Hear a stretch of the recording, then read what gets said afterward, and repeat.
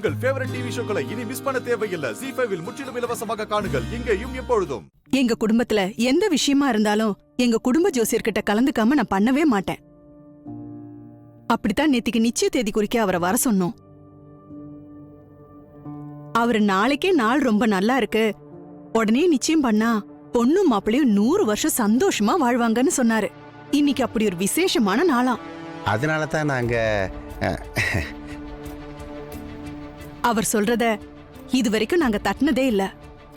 அதான் இன்னைக்கே கோயில்ல வச்சு சிம்பிளா நிச்சயம் பண்ணிடலான்னு இந்த ஏற்பாடு பண்ணோம்.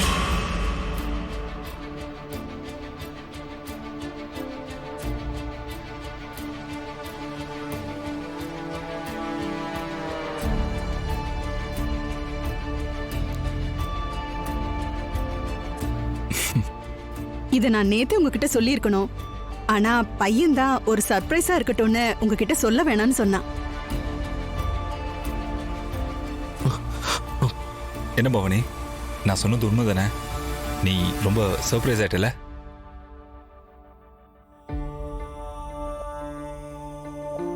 பின்ன திடீர்னு இப்படி சொன்னா என் மருமக என்ன பண்ணுவா? ஏம்மா, நீங்க உங்க சொந்தக்காரங்களை எல்லாம் கூட்டி நிச்சயத்தை பெருசா பண்ணலான்னு பிளான் போட்டிருப்பீங்க. அதெல்லாம் வீணா போச்சுன்னு நினைச்சுக்காதீங்க. இதெல்லாம் ஒரு ஃபார்மாலிட்டிக்கு சிம்பிளா பண்ணிருக்கோம். அப்புறமா கல்யாணத்துக்கு முதல் நாள் மண்டபத்துல வச்சு இந்த விசேஷத்தை பெருசா பண்ணிருவோம்.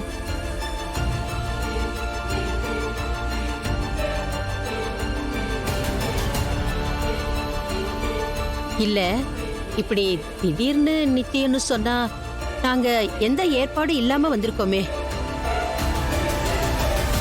அதான் ஏற்பாடெல்லாம் பண்ணியாச்சுல்ல, அப்புறம் என்ன?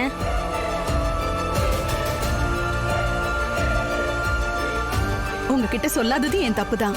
ஜோசியர் நாள் நல்லா இருக்குன்னு சொல்ல போய் தான் இந்த திடீர் ஏற்பாடு. இல்லன்னா எனக்கு இருக்கிற வசதிக்கு நான் பெரிய மண்டபத்துல ஊரை கூட்டியில பண்ணிருப்பேன். இப்படி ஒரு மருமக கிடைச்சதுக்கு இவ்ளோ சிம்பிளாவா பண்ணுவேன்?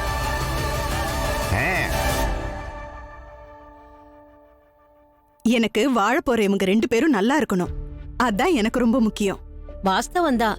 ஆனா இப்ப போய் சொன்னா என்னவா, மாப்பிள்ள தான் புடிச்சு போச்சே. அப்ப பண்ணா என்ன, இப்ப பண்ணா என்ன? இன்னைக்கு நல்ல நாள் தானம்மா, பண்ணிருங்க. என்ன வரலட்சுமி அம்மா இப்படி தயங்குறாங்க? பொண்ணுக்கு இந்த கல்யாணத்துல சம்மதம் தானே? ஐயோ, அதுல இல்ல, உங்களுக்கு எந்த சந்தேகம் வேண்டாமுங்க. எங்க பொண்ணுக்கு இந்த கல்யாணத்துல முழு சம்மதமுங்க. நிச்சயதார்த்தம் இப்படி திடீர்னு நடக்கிறது கொஞ்சம் சங்கடமா இருக்குங்க. ஏங்க, நல்லது நடக்குதுன்னா திடீர்னு தான் நடக்கும். இப்படிப்பட்ட சம்மதம் கிடைக்க நீங்க தான் கொடுத்து வச்சிருக்கணும்.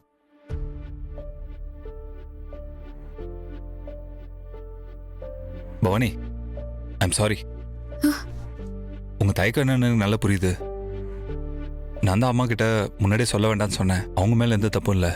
உன்னை இம்ப்ரெஸ் பண்ணும் தான் இந்த விஷயத்தை உங்ககிட்ட முன்னாடியே சொல்ல வேண்டாம்னு சொன்னேன் பவானி.